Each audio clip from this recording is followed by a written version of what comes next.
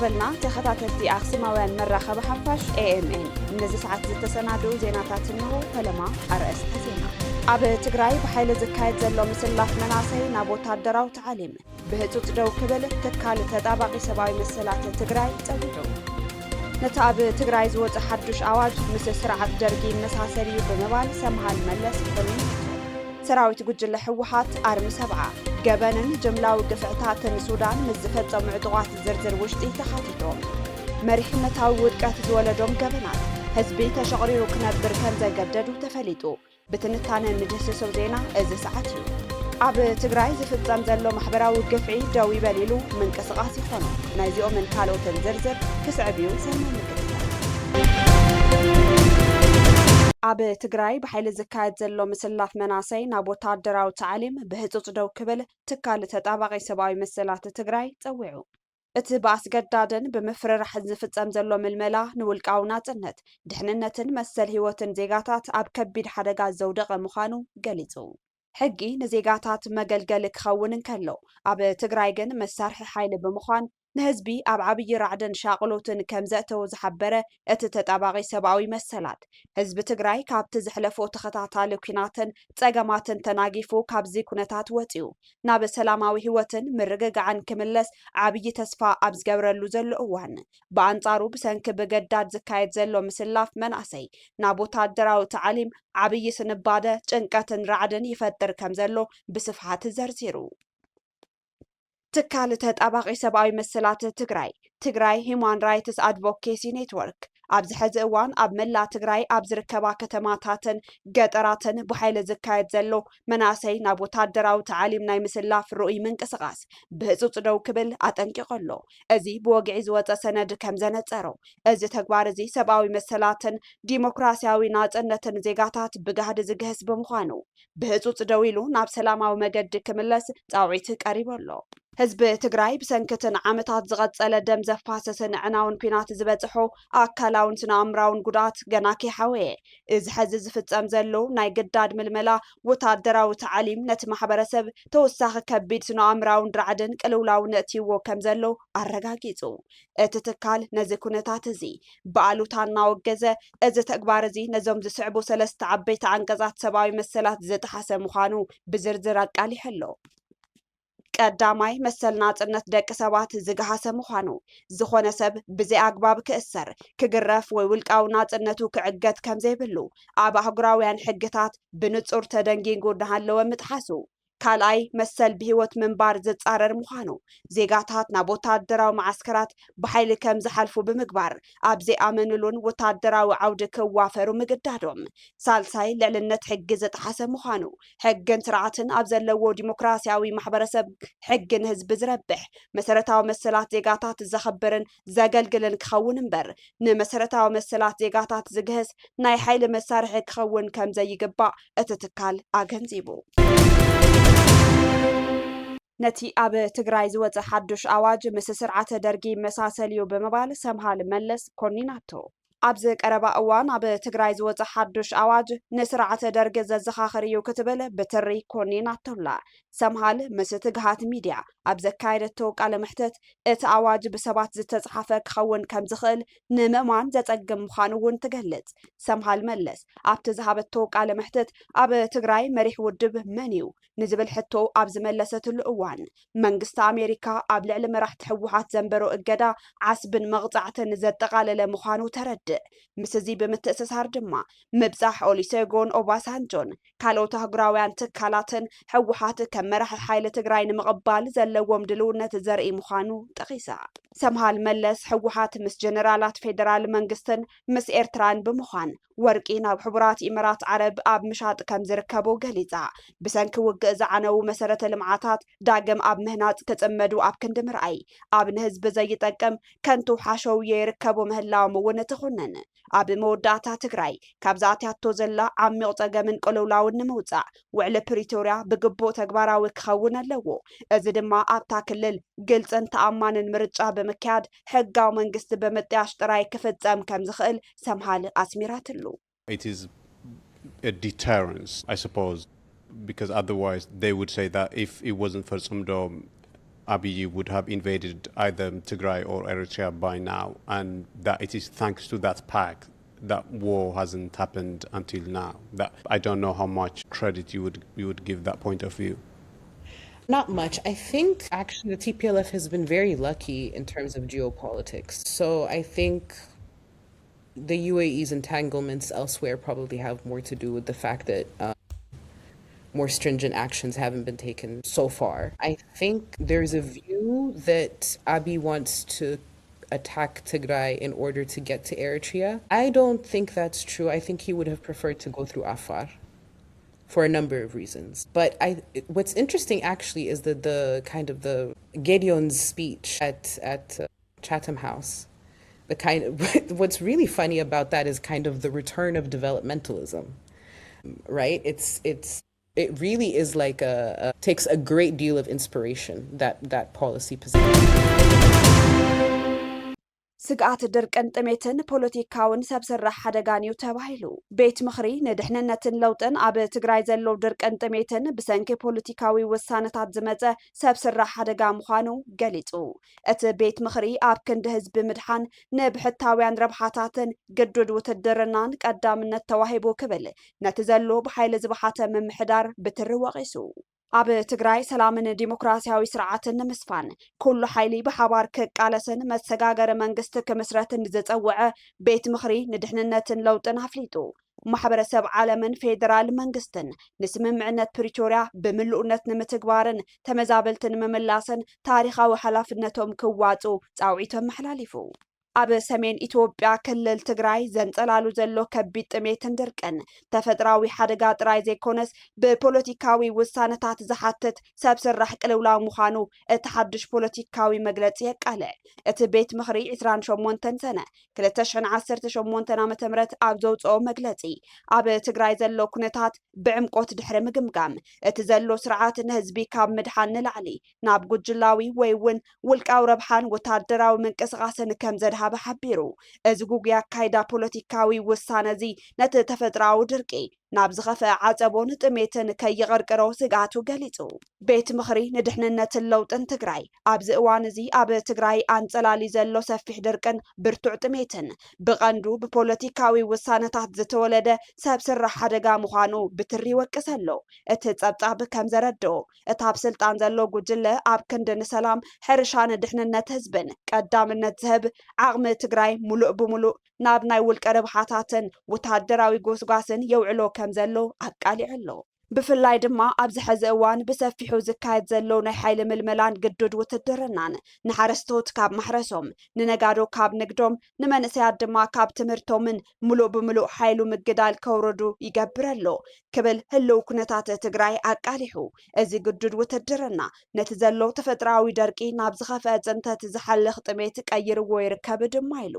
ብተወሳኺ ቤት ምኽሪ ንድሕንነትን ለውጥን ትግራይ ነቲ ኣብ ልዕሊ ህዝቢ ትግራይ ተደራራቢ ፀገማ ዝፈጥር ዘሎ ስርዓት ዕድመ ንምሕፃር ቆሪፁ ከም ዝተለዓለ ፍሊጡ እቲ ሓይሊ ንምእላይ ህዝቢ ትግራይ ሰላሙ ንምርግጋፅ ከምኡ እውን ኣብ መንገዲ ልምዓትን ህንፀት ዲሞክራሲን ስርዓትን ንምስጓም ብሓፈሻ ንኩሉ ህዝቢ ትግራይ ብፍላይ ድማ ነቶም ተስፋ ፅባሕ ትግራይ ዝኾኑ መንእሰያት ኣብ ጎኒ እዚ ቤት ምኽሪ ተሰሊፎም ቃልሶም ክሕድሱ ፃውዒት ኣቕሪበሎ ኣብዚ እዋን እዚ ኣብ መላእ ትግራይ ዝካየድ ዘሎ ናይ መሰልን ናፅነትን ምንቅስቓስ ብመንእሰያት ዝምራሕ ምዃኑ ብምንኣድ ኩሎም ኣቦታት ኣዴታት ሃይማኖት መራሕትን ሓለፍትን እዚ ቃልሲ እዚ ክሳብ መወዳእታ ክበፅሕ ኩሎ መድያዊ ደገፍ ክገብሩ እቲ ቤት ምኽሪ ፀዊዑ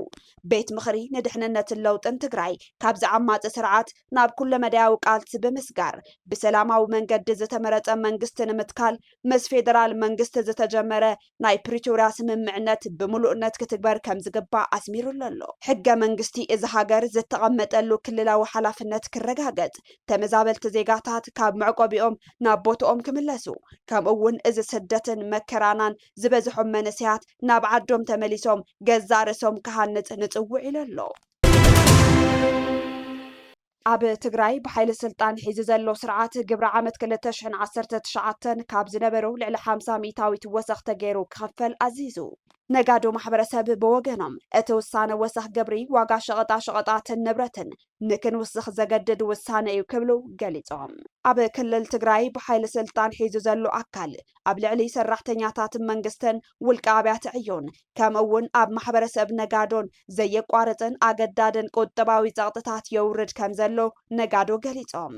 እዚ ሕዚ ተፈጢሩ ዘሎ ሓዱሽ ናይ ግብሪ ወሰኽን ኣስገዳጅ መዋጮን ነቲ ብሰንኪ ኩናትን ክልከላ ሸቐጣትን ተዳኺሙ ዘሎ ህዝቢ ናብ ዝኸፍአ ቁጠባዊ ቅልውላው የትዎ ከም ዘሎ ሓቢሮም። ኣብ 2018 ዓ.ም እቲ ስልጣን ሒዙ ዘሎ ኣካል ንኹሎም ሰራሕተኛታትን ነጋዶን 20 ሚእታዊትን ካብኡ ንላዕልን ካብ መሃዮም ክቆርፁ ኣገዲዱ ኣፈፂምዎም ኣሎ። ብተወሳኺ እቲ ናይ 2019 ዓ.ም ግብሪ ክፍሊት ማሕበረሰብ ነጋዶ ዘይዘተየሉን ዓቕሚ ኣታዊኦም ዘይገናዘበን ብምዃኑ ኣብ ትግራይ ዝርከቡ ነጋዶ ዓብይ ተቃውሞን መረረትን የስምዑ ኣለዉ። እቲ ወሰኽ ካብ ናይ ዓመ ዝነበሩ ንላዕሊ ብኣስታት 50 ሚእታዊት ዝዓበየ ምዃኑ እውን ተገሊጹ። እዚ ሓዱሽ ናይ ግብሪ መምርሒ ተባሂሉ ዝወፀ ውሳነ ምስቲ ቅድሚ ሕጂ ንመኸተ ተባሂሉ ዝወፀ ኣስገዳጅ ሕጊ ዝተኣሳሰር እዩ። እቲ ስርዓት ኣብ ዝሓለፈ ዋርሕ ካብቲ ናይ ቀጻሊ ግብርኹም ክሕሰበልኩም እዩ ብዝብል ምክንያት ብምፍርራሕን ካብ ሕድሕድ ነጋዳይ 5 ሚእታዊት ብዘይ ምንም ደረሰኝ ክኽፈል ከም ዝጸንሐ ነጋዶ ዝገለጹ ኮይኖም ሕዚ ግን እቲ ዝተኸፈለ 5 ሚእታዊት ከም ዘይሕሰብ ብምግባር ካብቲ ዝነበሩ ልዕሊ 50 ሚእታዊት ወሰኽ ገይሮም ንክኸፍሉ መደብ ወሪዱ ከም ዘሎ ኣብ ዝተፈላለዩ ናይቲ ስርዓትን ካድረታቱን ዘካየድዎ መድረኻት ንምፍላጥ ተኻኢሉ። እቲ ብደብዳቤ ተሰኒዩ ንኹሎም ወረዳታት ዝተመሓላለፈ መምርሒ ከም ዘመልከቶ እዚኣ ዘይገብር ዝኾነ በዓል ሞያ ይኹን ሓላፊ ኣንጻር መኸተ ከም ዝቆመ ይውሰድ ዝብል ትእዛዝ ስለ ዝተመሓላለፈ ፈጸምቲ ኣካላት ንነጋዶ ኣገዲዶም ንክኸፍሉ ተገዲዶም ኣለዉ። እቲ ናይ ግብሪ ወሰኽ ሰብ ሞያ ሳይነሳዊ ብዝኾነ መንገዲ ከይኣመንሉን ከየጽንዕዎን ብዝተሓላለፈ ናይ ፖለቲካ ውሳነ ጥራሕ ዝተወሰነ ምዃኑ ተፈሊጡ ኣሎ። እዚ ቁጠባዊ ጸቕጢ ዘማረሮ ማሕበረሰብ ነጋዶ ትግራይ ኣብዚ ሕዚ እዋን ስራሕ ስኢኖም ኣብ ዘማረሩሉ ዘለዉ እዋን ከምዚ ዓይነት ውሳነ ምሕላፉ ዘይፍትሓዊ ምዃኑ ይገልጹ። እቶም ነጋዶ ብተወሳኺ ከም ዝሓበርዎ እቲ ናይ ግብሪ ክፍሊቶም ብዝወሰኸ መጠን ንሳቶም እውን ኣብ ልዕሊ ዓደግቲ ተጠቃሚ ህዝቢ ናይ ወሰኽ ዋጋ ክገብሩ ከም ዝግደዱ ኣፍሊጦም ኣለዉ። እዚ ድማ ንድኻታትን ተራ ክፋል ሕብረተሰብን ናብ ዝኸፍአ ጥሜትን ስእነትን ከም ዘእተውዎ ርዱእ ይገብሮ። ነዚ ኩነታት ተመልኪቶም ርእይቶኦም ዝሃቡ ነበርቲ መራሒ ዝሰኣነ ህዝቢ ትግራይ በላዒኡ በዚሕዎ ክብሉ ናይ ልቢ መረረቶም ገሊጾም ኣለዉ። ኣብ ትግራይ ዝፍጸም ዘሎ ማሕበራዊ ግፍዒ ደው ይበል ኢሉ ምንቅስቓስ ይኾኖ። ኣብ መዕቆብታት ገዛውትን ኣብያተ እምነትን ዝርከቡ ወገናት ንስጋትን ዘይምርግጋእን ይቃልዑ ከም ዘለው ዝገለጸ ምንቅስቓስ ይኾኖ። ጻውዒት ሰላምን ፍትሕን ሰብኣዊ መሰላት ንምኽባርን ውዕሊ ፕሪቶርያ ንምትግባርን ማሕበረሰብ ዓለምን ፌደራል መንግስትን ህፁፅ ስጉምቲ ክወስዱ ሓቲቱ። ካብ ክልል ትግራይ ዝወፁ ጸብጻባት ከም ዝሕብርዎ ድሕሪ እቲ ዘሕለፎ ከቢድ ውግእ ህዝቢ ትግራይ ፖለቲካ ተወሳኺ ናይ ስነ ኣእምሮን ውሕስነትን ስጋት አንጸላሊዎ ከም ዘሎ ኣፍሊጡ። ኣብ ትግራይ ብሰንኪ ዝካየድ ዘሎ ብግድም ምልማል ብዓመፅ ምዕጣቕ ኣብ ልዕሊ ተመዛበልትን መናእሰይን ከቢድ ፀገም ይበፅሕ ከም ዘሎ ኣፍሊጡ። እቲ ምንቅስቓስ ኣብ ዘውፅኦ ወግዓዊ ጽሑፍ እዚ ተግባር እዚ ሰብኣዊ መሰላት ዝገህስን ንደቂ ሰባት ናብ ዘይሕጋዊ ሓደጋታት ዘቃልዕን ምዃኑ ብምግላጽ ብህፁፅ ደው ክብል ፀዊዑ ኣሎ። እቲ ጾታ መሰረት ዝገበሩ ዓመፃት ንምጥፋእ ዝንቀሳቐስ ውድብ ይኾኑ 28 ሰነ 2018 ዓ.ም ኣብ ዘውፅኦ መግለፂ ህዝቢ ትግራይ ኣብ ዝሓለፉ ዓመታት ብሰንኪ ዝነበረ ኩናት ከቢድ መከራ፣ ሞት፣ ጾታዊ ዓመፅ፣ ምዝንባል ናይ ስነ ኣእምሮ ማህሰይትን ቁጠባዊ ውድቀትን ከም ዘጋጠሞ ዘዘኻኸረ ኮይኑ እዚ ከይኣክል ድማ ሕዚ እውን እቲ ዝሓለፈ ኩናት ዘስዓቦ በሰላ ከይሓወየ ከሎ ኣብ ማእከላት መዕቆቢ ተመዛበልቲ ኣብያተ እምነት ሆቴላትን ናይ ውልቀ ሰባት ገዛውትን ዝካየድ ዘሎ ብግዲ ግፋ ኢሰብኣዊ ተግባር ደው ክብል ሓቲቱ። ብተወሳኺ ምንቅስቓስ ይኾኖ ነዚ ፀገም እዚ ንምፍታሕ ዝስዕቡ ኣገደስቲ ፃውዒታት ተቕሪቡ ኣሎ።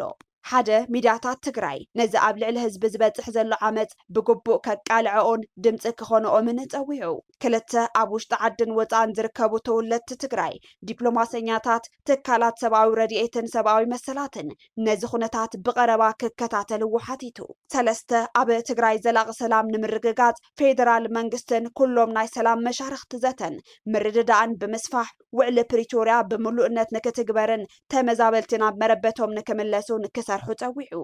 ኣርባዕተ እቲ ምንቅስቃስ ኣብ ጎኒ መናሰይን ህዝብን ብምዃን ሰብኣዊ መሰላት ማዕርነት ጾታ ተሓታትነት ልዕልና ሕግን ሰላማዊ ፍትሕን ንምስፋን ብቆራጽነት ከም ዝሰርሕ ኣረጋጊጹ ሓሙሽተ ኩሉ ማሕበረሰብ ናይ ፖለቲካን ሲቪል ማሕበራትን ውዳበታትን ነዚ ብግድም ምልማል ዝበሃል ዘሎ ተግባር ጠጠው ንምባል ብሓባር ክሰርሑን ፀቕጢ ክገብሩን እዋናዊ መልእኽቱ ኣመሓላሊፉ ኣሎ ሰራዊት ጉጅለ ሕወሓት ኣርሚ ሰብዓ ገበንን ጅምላዊ ግፍዕታትን ሱዳን ምስ ዝፈጸሙ ዕጡቋት ዝርዝር ውሽጢ ተኻቲቶም ቤት ምኽሪ ሴኔት ኣሜሪካ ኣብ ልዕሊ ውግእ ሱዳን ዘተኮረ ረቂቕ ሕጊ ኣጽዲቑ ሰራዊት ጉጅለ ሕወሓት ንፍሉይ ኣሃዱ ኣርሚ ሰብዓን ኣብቲ ናይ ገበንን ጅምላዊ ግፍዕታትን ሱዳን ተሓታትነት ዘለዎም ዘይመንግስታዊ ዕጡቋት ዝርዝር ውሽጢ ተኻቲቶም እቲ ረቂቕ ሕጊ እቶም ጉጅለታት ኣብ ሱዳን ግፍዕታት ኣብ ምፍጻም ምሕጋዝን ምብርትታዕን ተሳትፎ ከም ዘለዎም ከሲሱ ኣብቲ ዝርዝር ዝርከቡ መብዛሕትኦም ዕጡቋት ብደረጃ ዓለም ብሽበራን ብወታደራዊ ኣማኻራይነትን ዝፍለጡ ምዃኖም ገሊጹ ኣብ ቀርና ኣፍሪካ ሓድሽ ፖለቲካውን ዲፕሎማስያውን ምንቅስቃስ ዝፈጠረን ንብዙሓት ተዓዘብቲ ዘሰንበደን ዜና ካብ ዋሽንግተን ዲሲ ተሰሚዑ ኣሎ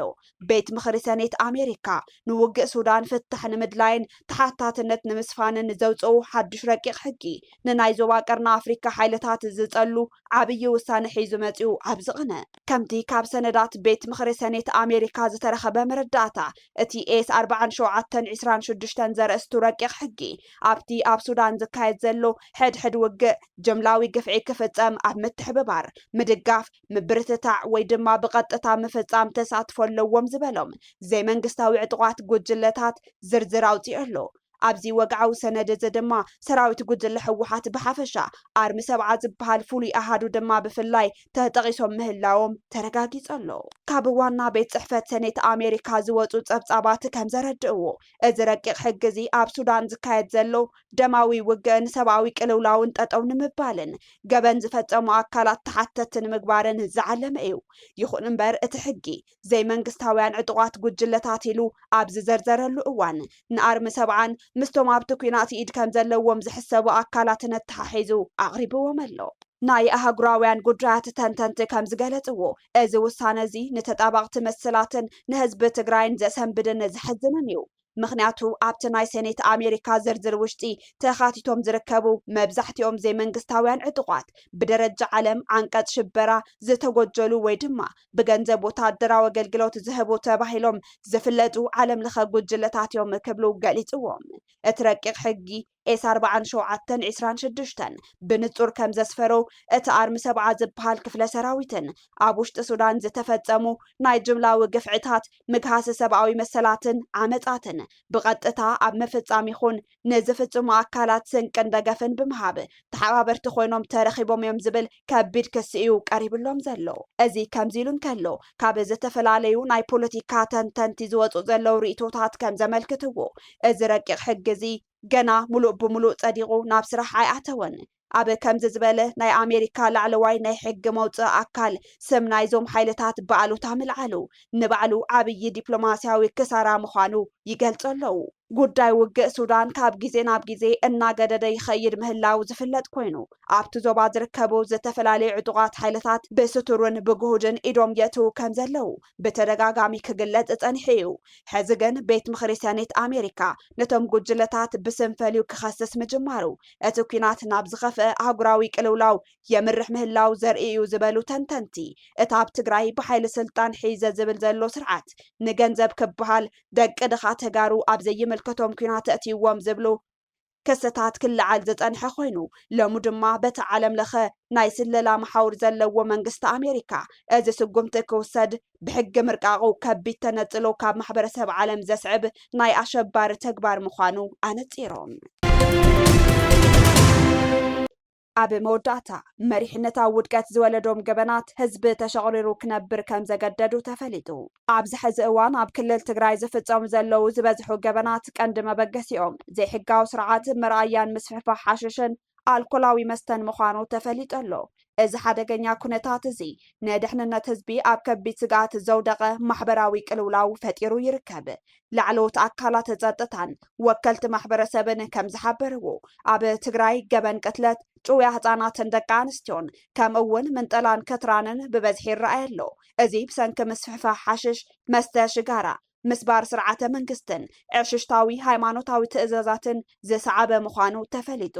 መሰረታዊ ሸቐጣት ናብቲ ክልል ከይኣትዉ ኣብ ዝተኸልከልሉ እዋን ቢራን ካልኦት ኣልኮላዊ መስተታትን ብዘይ ዝኾነ ይኹን ከልካሊ ብበዝሒ ከኣትዉ ምፅንሖምን ምህላዎምን ንመነስያት ካብ ልምዓት ተስፋ ቀጻሊ ህይወቶምን ንምድስካል ዝተሓሰበ መስርሕ ጸላት ከም ዝኾነ ማሕበረሰብ ይገልጽ ኣሎ እዚ ናይ ሓሽሽ ምጥቃም ልማድ ብሰፊሑ ኣብቶም ሕቡኣት ገዛውትን ኮንቴነራትን ዝካየድ ኮይኑ እቶም ቦታታት ከም ቀንዲ መጥቀሚ ማእከላት ሓሽሽ ኮይኖም የገልግሉ ኣለዉ እዚ ዘሻቐል ጉዳይ ድማ እዚ ናይ ሓሽሽ ምጥቃምን ምስፍሕፋሕ ገበን ምስ ናይ መዓልትን ለይትን ቀጠና ጸጥታ ኣኽበርቲ ብምስጢራዊ መልክዕ ብምትእስሳር ሓለዋን ከለላን ከም ዝረክብ እዮም ተዓዘብቲ ክፋላት ማሕበረሰብ ዝዛረቡ ብምክንያት እዚ ድማ ስርዓተ መንግስቲ ነዚ ጉዳይ እዚ ብእዋኑ ክቆጻጸሮ ብዘይምኽኣሉ ነታ ኣብ ትግራይ ዘሎ ምስፍሕፋሕ ገበንን ሓሽሽን ተሓታቲ እዩ ክብሉ ይነቕፍ ኣብ ክልል ትግራይ ኣብዚ ሕዚ እዋን ዝረአ ዘሎ ማሕበራዊ ቅልውላው ንመጻኢ ወለዶ ኣብ ዓብይ ስጋት ዘውደቐ ኮይኑ ይርከብ ብሰንኪ ስእነት ጽኑዕ ቁፅጽር ሕግን ምስባር ስርዓት መንግስትን ኣብ ትግራይ ዝተፈላለዩ ገበናት ብሰፊሑ ይፍጸሙ ከም ዘለው ናይ ዓይኒ መስኻኽርን ጸብጻባት ፖሊስን የረጋግጹ ኣብ ዝተፈላለዩ ከባብታት ዝተኻየዱ ዋዕላታት ምውሓስ ሰላም ከም ዝሓበርዎ ሓሽሽ ንኹሎም ገበናት ከም መበገሲ ምዃኑ ተገምጊሙ እዩ እዚ ከዓ ነቲ ማሕበረሰብ ሰላም ዝኸልእ ዓብይ ብድሆ ኮይኑ ኣሎ ገበን ቅትለት ጭውያ ንጹሃን ህፃናትን ደቂ ኣንስትዮን ከምኡ እውን ኣብ መዓልታዊ ይኹን ጸልማት ተጎልቢቡ ዝፍጸም ዘሎ ምንጠላን ክትራንን ንህዝቢ ናብ ዘይተደለየ ስጋት እትይዎ ከም ዘሎ ዝሓበሩ ፍልፍላት ሓደ ካብቲ ዘገርም ጉዳይ ናብ ክልል ትግራይ ዘድልዩ መሰረታዊ ሸቐጣትን ኣቑሑትን ንምእታው ዓበይቲ ዕንቅፋታት ብፌደራል መንግስቲ ኣብ ዘለውሉ እዋን